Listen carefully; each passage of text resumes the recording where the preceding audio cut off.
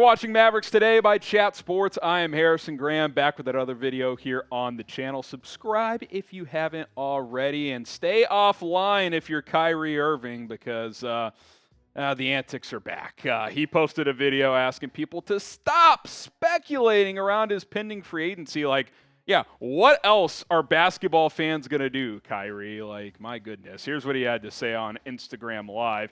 I'm a free agent this summer, but I am in no rush to make a decision. When they speak on my name, talking about potential teams, can y'all please stop paying attention to that? People have hijacked my name, which I don't know what that means. Like, did his social security number get stolen? There's so many past stories that are untrue about me.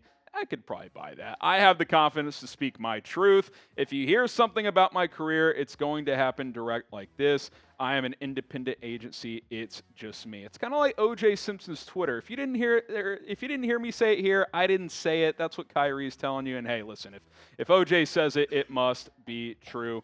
Kyrie's just being Kyrie. And look, he actually really hasn't been the Kyrie we've come to know since he's been a Maverick. This is kind of his first, like, all right, man, just like, I'm not going to be the shut up and dribble guy, but like, let's not cause any problems when there doesn't need to be any. NBA fans speculate about free agency. That's what happens, dude. Like, I don't know why you're surprised. And by the way, you don't want them to do that? Don't sit courtside at LeBron-Laker playoff games. Like, you're only fueling the fire when you're putting yourself out there like that. So, look, the bottom line is, who knows what Kyrie is thinking? We're all just guessing at this point, and I would still guess that the Mavs have the best chance to re-sign him, but with the history of this franchise and failing to get free agents and just with the unknown that Kyrie comes with, anything could happen. I mean, who knows where this thing is going to go. Now, there is some potential good news for Kyrie Irving, that apparently he is close to signing a new deal. Saw a report that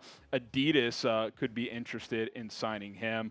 So we'll keep an eye on that if he lands with a new company there. So that could be a positive for Mr. Kyrie Irving. But my advice to Kyrie is, hey, I'm not going to say you can't tweet, can't do this and that, but if you're getting upset about people wondering about where you're going to go, like, no one's hijacking your name. They're just, am I hijacking your name right now by doing a video talking about the latest Mavs news and rumors? I guess so, according to the Kyrie Irving standard. All right, confidence level that Kyrie returns to Dallas. What do you think? Scale of 1 to 100. 75, like, I still feel fairly confident, but there's no way to be super confident when it comes to Kyrie. I mean, you just don't know what he's thinking. The Mavs don't have a great history in these situations. So 75, let me know what you guys think down in the comments section. All right, we shift from Kyrie Irving to Bleacher Report trade rumors. They've cooked up some interesting trade buzz between the Mavericks and the Cleveland Cavaliers. We'll break that down here in just a moment. But if you want the latest Mavericks news, rumors, informative, insightful, entertaining, and free Mavs content, join the MFFL gang. Myself, producer Coop, trying to bring you guys as many Dallas Mavericks YouTube videos as possible. So go ahead and subscribe. It's 100% free. Here's Bleacher Report's trade idea: Jarrett Allen and Isaac Okoro to the Mavericks for Maxi Kleber, Reggie Bullock, and the number 10 overall pick. Now, I've got some thoughts on this in just a second, but let's hear from Bleacher Report first. He says, in this deal, Allen is an elite paint protector and Okoro is an on-ball pest. Slot Josh Green alongside these two, Irving and Doncic, and Dallas might have the two-way balance it needs to climb the Western Conference ladder. I see what Bleacher Report is doing with this trade idea, but a couple of things. One, Jarrett Allen and Isaac Okoro were bad in the playoffs against the New York Knicks. Now, I'm not saying that should erase anything that happened before that, but I do think that's relevant. On the flip side, I think Jarrett Allen would be a great defensive center for this team. You need a rim protector. A lob threat as well is always nice with Luka and Kyrie, guys who can play that pick and roll game. You look at him last year, double-double machine.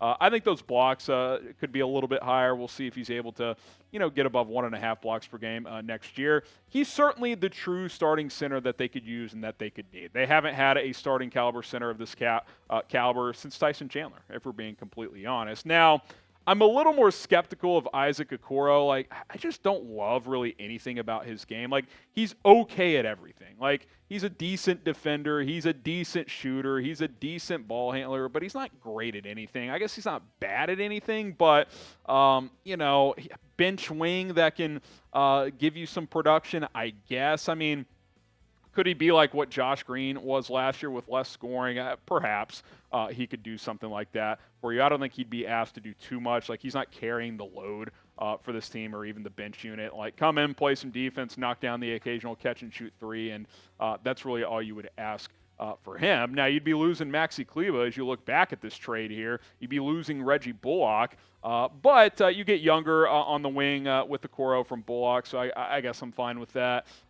Kleber would be a loss, but you need that bigger, more physical center in Jarrett Allen on the defensive end, and he's a guy who can give you more offensive scoring as well, so that's certainly an upgrade.